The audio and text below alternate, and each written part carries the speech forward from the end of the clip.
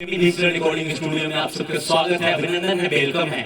आज स्टूडियो में उपस्थित आप सबके भाई संजय प्रेमी और साथ में एक बहुत अच्छे कवि और साथ साथ एक गायक भी हैं। तो आज अपने दिल की भड़ास, अपनी प्यार मोहब्बत वाली बातें स्टूडियो में गाने आए हैं। तो मिलाते हैं आपको चंदन, आगे नहीं बताएंगे। आइए चंदन बाबू डायरेक्ट।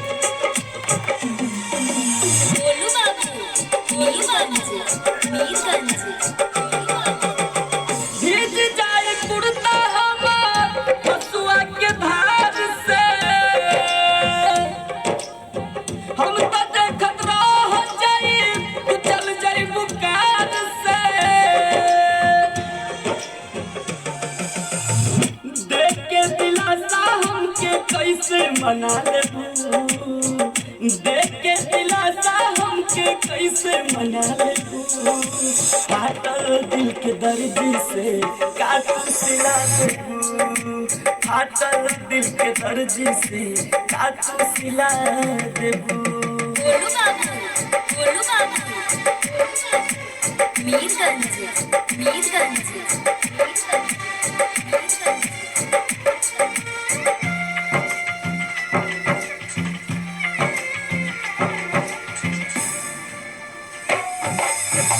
पियावा साथ जाइबू हो, खुश न रह पाइबू हो, अखिया मिला के कहो हमके भूल पाइबू हो।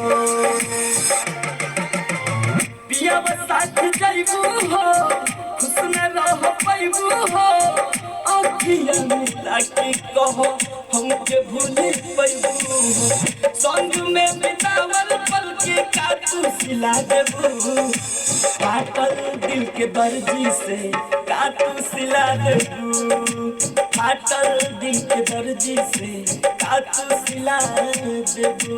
गोलू बाबू, गोलू बाबू, मीरगंज, मीरगंज।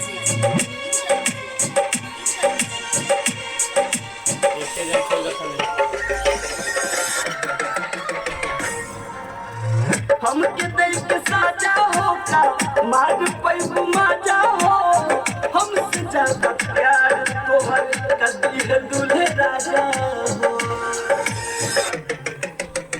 हमके दिल के साजा होगा मार पैबू माजा हो, हमसे ज्यादा प्यार तोहर दी का दूल्हे राजा हो।